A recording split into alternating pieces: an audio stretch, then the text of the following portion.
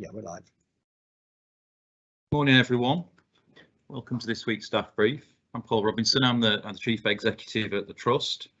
Today, I'll be joined by Justin Wyatt, who's a staff governor and actually the lead for virtual ward. And Justin will be updating us on an introduction to his new role of being a staff governor.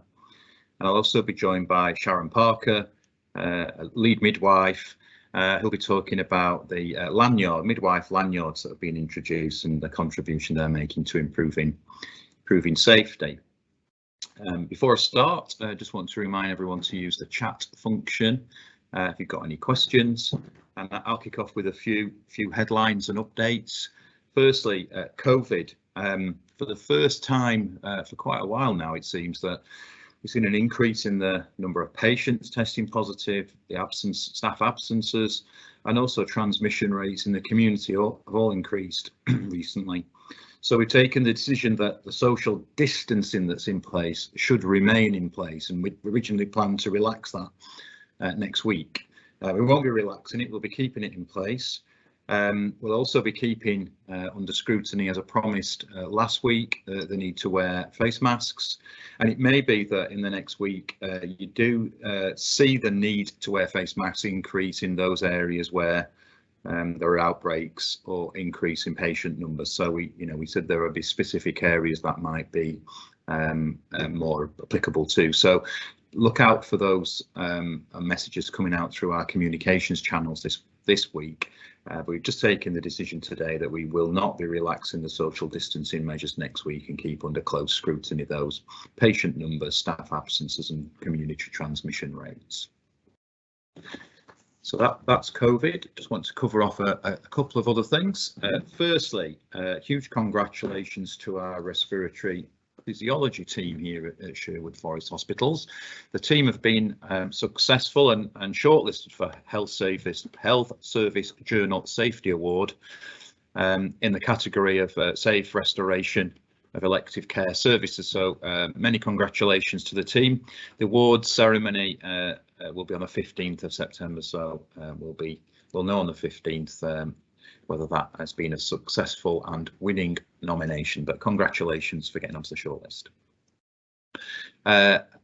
Justin will pick up the wider role of governors in a short while, but just wanted to make note that our Meet the Governor sessions have been restored and are back on this week, both Kingsmill and Newark.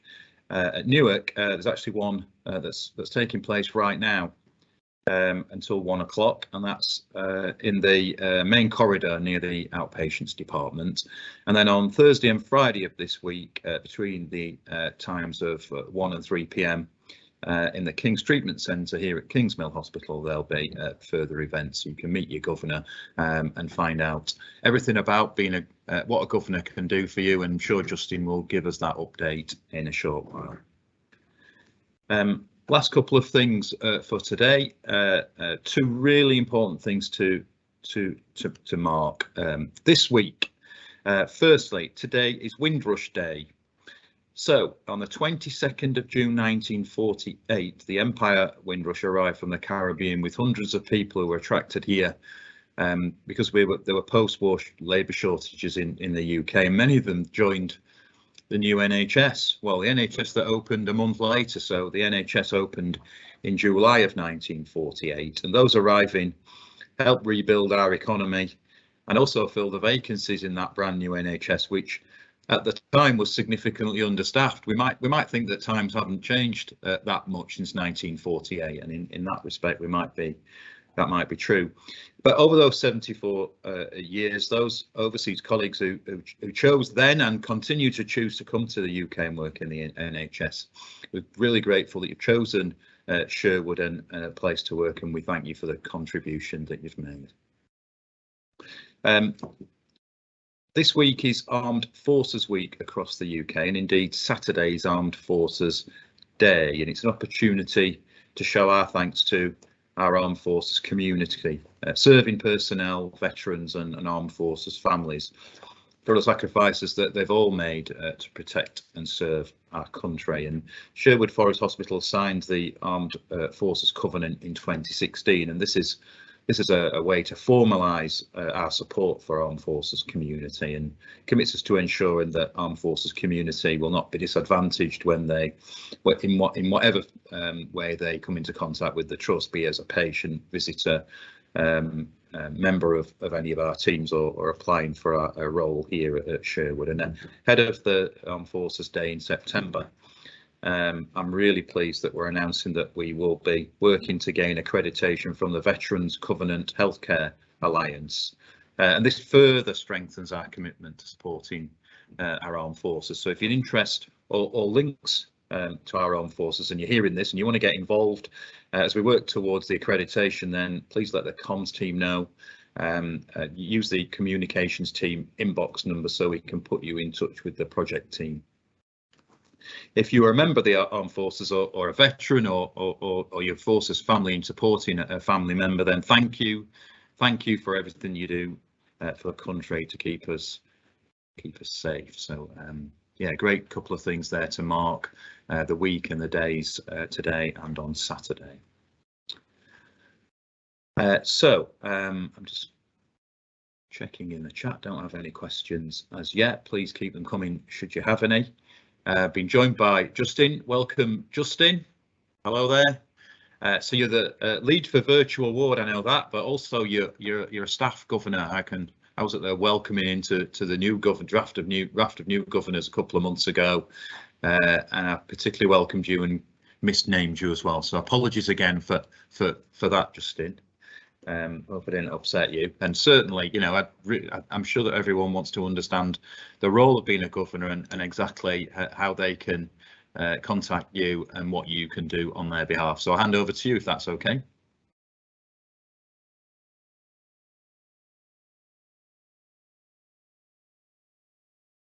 I can't hear you.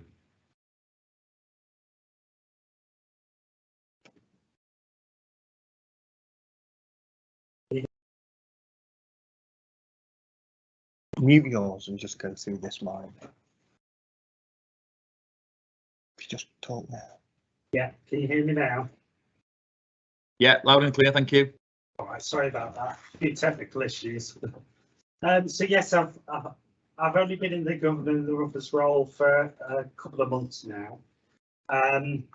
It's been a real eye-opening opportunity. I actually got into the governor's role because I wanted to make a difference. I wanted to ensure that the care that we're delivering to our patients is the best quality care possible.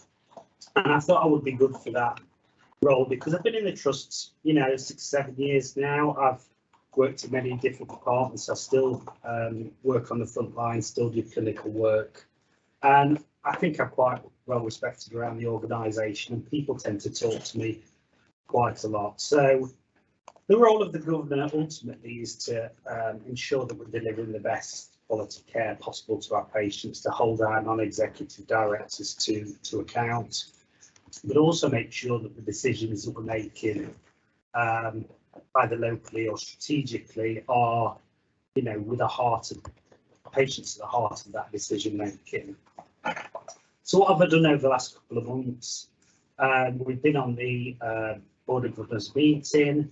Yesterday we had an event, a development event, where we had, I think it was Mid-Nottinghamshire Care Partnerships that came and did a presentation, told us all about all the wonderful work that they're doing out there in the community, particularly with some of our communities that have quite a lot of deprivation. Also, I did the Meet Your Governor session yesterday morning, which we did in the KTC, and I was only there for a couple of hours, but was quite amazed at how many people, both staff, visitors, patients, that walk through that area that want to come and speak to you.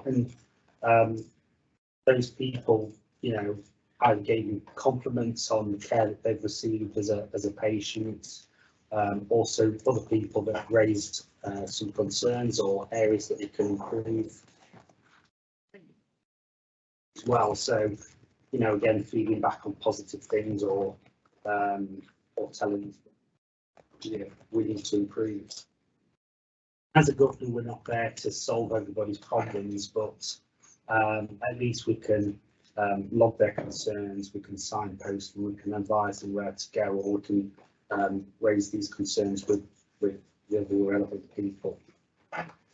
What we did discuss yesterday at the meeting is meet your governors, that it's really good to hold it within the trust, but what we have an aspiration to do is maybe sort of extend them, which they've done previously, out into the wider community, maybe go into places like food banks or to coffee mornings, or get out in the community and sort of see how our communities are feeling, and get feedback from them that what they want from Sherwood Forest and the wider health community. So yeah, how can people get in touch with me? Well, I tend to be round and about. People feel quite comfortable to stop me in the corridor and have a quick chat, or feel free to drop me an email, or get hold of me by whatever means I wish. More than happy to come and have a chat or some time with you.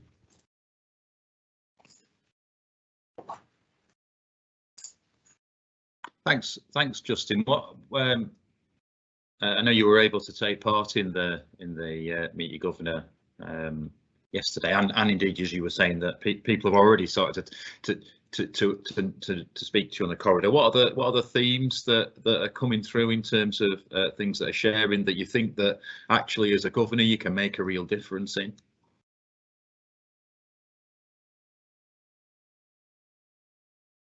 This time I think you're on mute. So met a few people. So what was really nice is that the number of people that stopped us and said how wonderful the care that we delivered to them was, and that's really nice to hear. There were people that commented on signposting, so we know that we've got people at the front entrance that do the meet and greet, but that'll be stopping at the end of this week. And somebody who maybe hasn't got the best eyesight, or walking into that front entrance, if you don't know, it can be quite daunting, and whether we can improve the signage to guide people to where they need to go, but also advising them that there's also lots of volunteers around and staff members that are more than willing to help them if people are lost out and about. Few themes there about communication, and we always know that as a trust and as individuals, communication is always a common theme, and we can always aim to improve that. But on the whole, really positive, and great to receive some of that feedback. There was one of the reporters had a good long chat with me, and he knows me from old, from sort of working clinically, and his feedback was around how he felt that he was at times unable to do his job because he would go up to wards, and sometimes nursing staff would be available, or struggle to get patients down for tests in a timely manner, and how that has a knock on to our radiology colleagues, particularly when we've got diagnostic tests as quickly as we can. Not always a simple answer, but it's a good opportunity to listen and have a think and how we can improve things. Thanks, Justin. And just lastly, and I know we're experiencing a few technical issues today, so everyone can bear with it a little bit. So just one last question from me, and I guess I should have asked this right at the start. What made you put yourself forward as a staff governor? What difference do you think you can make? Well, I've been at the trust for 6 years now. I've worked in various roles. I've worked throughout the COVID pandemic as a respiratory ward leader. Very proud of the trust that I work for. I live in the local area. My family lives in the local area. And the feedback that I've got from staff is I'm very approachable. People do stop me in the corridor. So I think people feel free to speak to me openly, raise any concerns.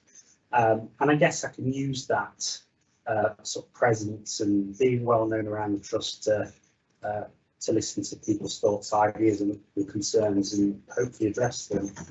And I understand, because I do still work clinically on a regular basis, as well as working in a senior nurse role. So I think I do have a good level of understanding of what things work and what things don't work. And with the work that I'm doing with virtual wards, which is sort of branching out, you know, from the role just within the trust into the wider ICS, I thought having a good understanding of how things work would sort of marry in well with that governor role. Yeah, great. Thanks for that. And it's important for people to hear, you know, what you're trying to make the improve the working lives that we have and the quality of care that we give to patients through this route. You know, and really grateful for you to sort of take a step forward and take on a really important role. So thank you for that. I know on screen we've been sharing your email address, so people can get in touch with you at justin.wyatt1@nhs.net. I encourage everyone to do so. Okay, thank you for that, Justin. I haven't got any questions specifically for you as yet, so we'll move on. I just want to note again, we've had some, I know we've got some technical gremlins this morning. I might need to reiterate my first message a little bit later, but before I do that, I know we've been joined by Sharon Parker, lead midwife, who was also experiencing a few technical gremlins. And I think, Sharon, you had some slides that may be a little bit more difficult to share right now, but I hope I can hand over to you and you're going to talk to us about the midwife lanyards. Is that right? Yeah. Yes, that's right. Thank you for having me on here today. And yeah, my camera's not working, so I can't actually show you the lanyards that we've brought into maternity. So my background is I'm a labour ward coordinator. So yeah, so labour ward coordinator, and I also am the link for the students as well. So I work alongside a colleague, Jane Partridge, and Jane and I look after the students that come into maternity. So yes, I've always had a passion for, you know, looking after the new starters. So I'm now on a seconded role for recruitment and retention, which is for 2 years. And as part of my new role, I'll be looking after, you know, all of the new starters that come in, that are newly qualified midwives that come in, and they'll be with me for preceptorship for 2 years, well, 18 months, but I'm in the role for 2 years. Through that, we have monthly reflect and learn sessions. So we meet with all our new starters, and these reflect and learn sessions are tailored to what they want to get.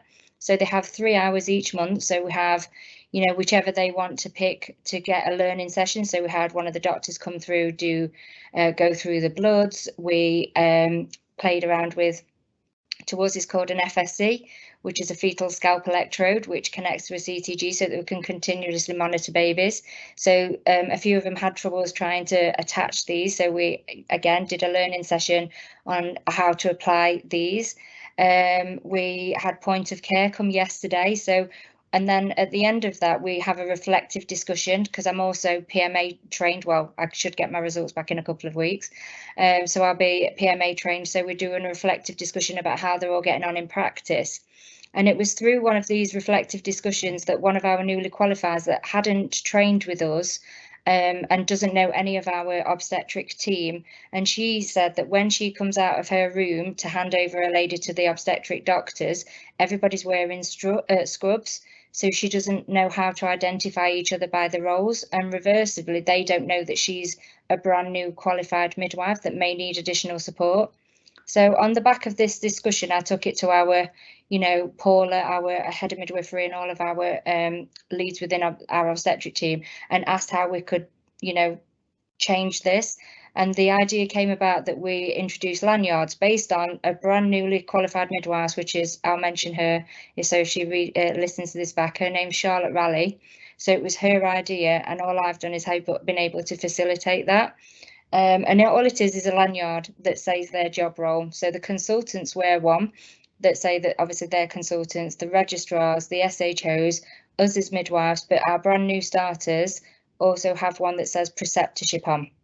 So it identifies them to all staff that they are brand newly qualified and they may be needing additional help. But in an emergency situations, this is from a safety background. It's about improving safety on the back of, Ockenden and, maternities under the spotlight at the moment. So it is just about highlighting, who is needed in case of emergencies and so that we're getting the right people there at the right time. So yeah, it's a brilliant idea, and we've brought them in. So they came into us and yesterday. So I've been speaking to Lee, who's been helping me, come on to this session today with you guys to introduce it. So sorry, I can't actually show you them, but they are just our lanyards that identify staff and their roles, and hopefully, it could be something that is introduced to the rest of the trust, that in emergency situations we all know each other's role.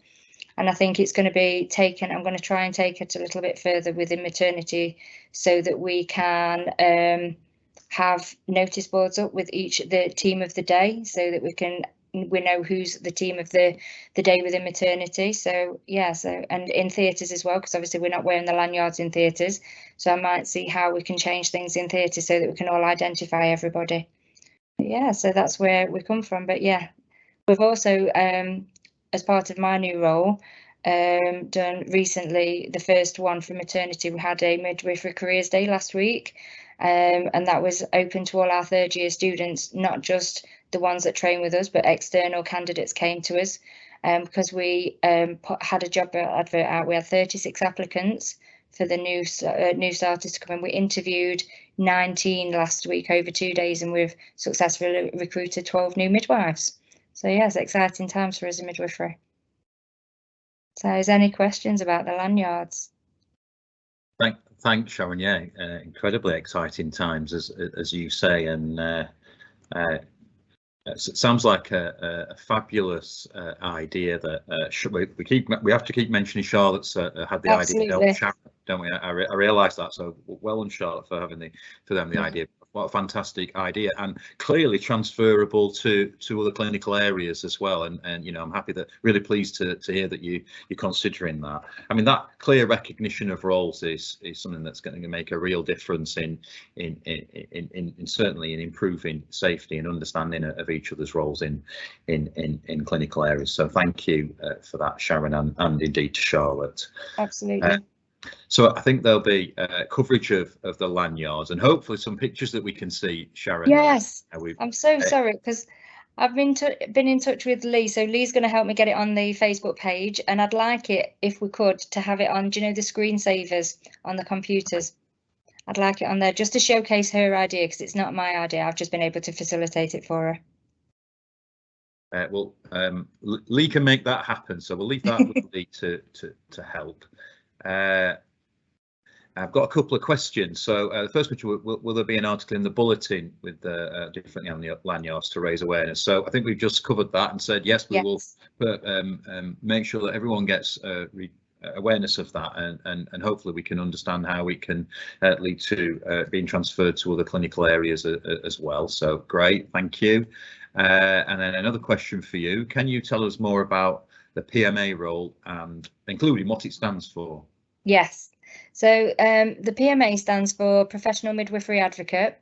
So back years gone by, we used to be, as midwives, we used to be regulated by, we used to have supervision, so supervisors of midwives.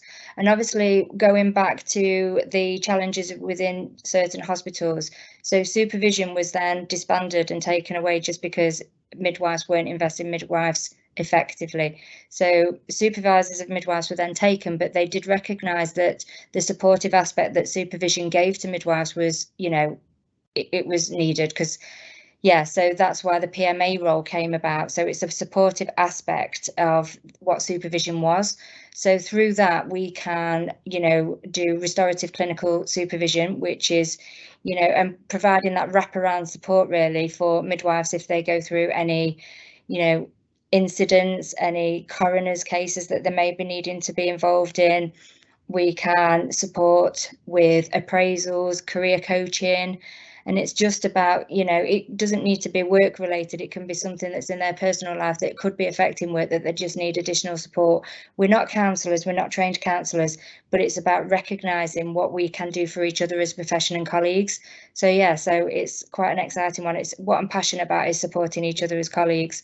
And also with the newly qualified, it's imperative that we do support those, and also the students as well. So we need to be getting the students coming on board, staying within the profession of, you know, during their time as students, and also is keeping them, supporting them through the preceptorship so that they do continue.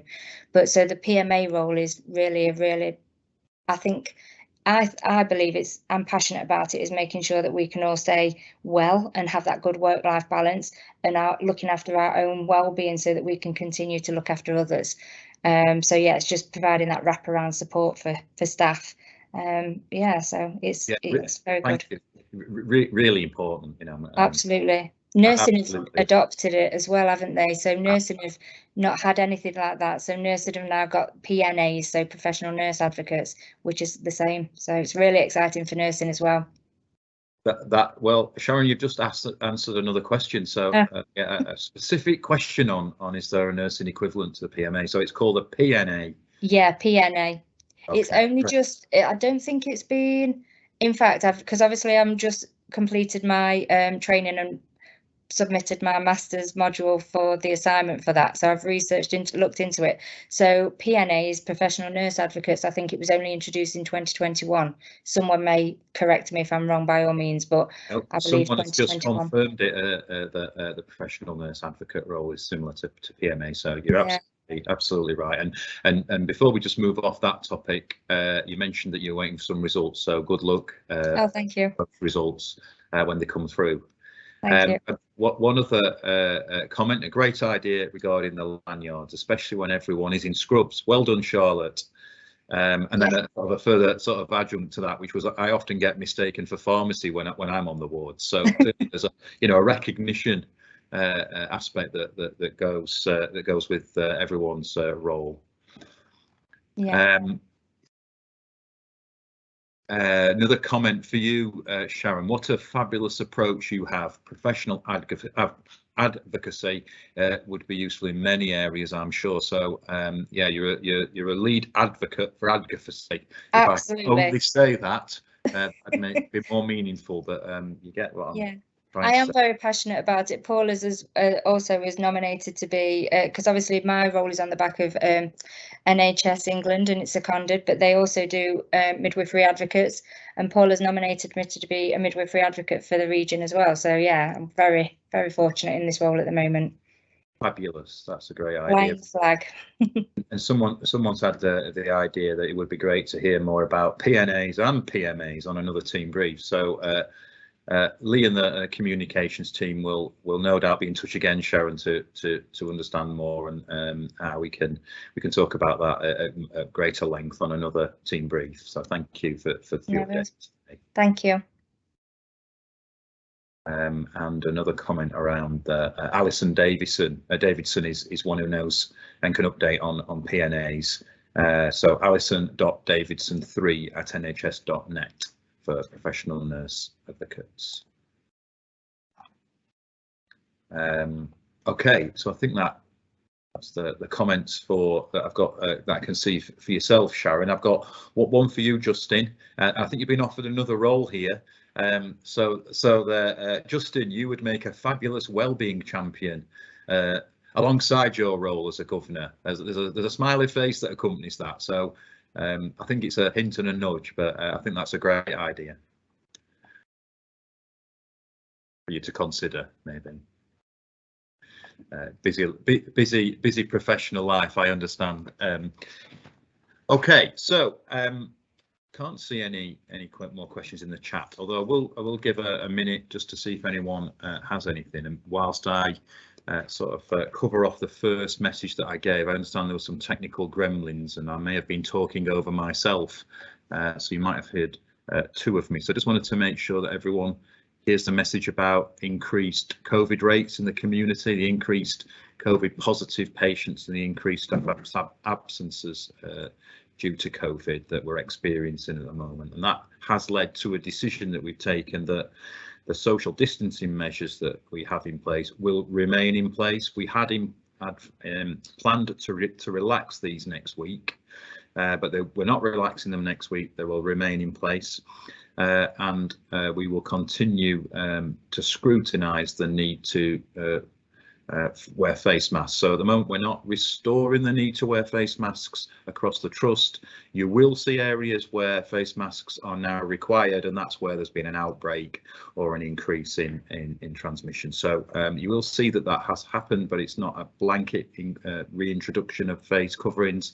But as I promised last week, when I was able to announce that we were relaxing to sort of pre-pandemic arrangements, we will keep that under scrutiny, and this is part of that process.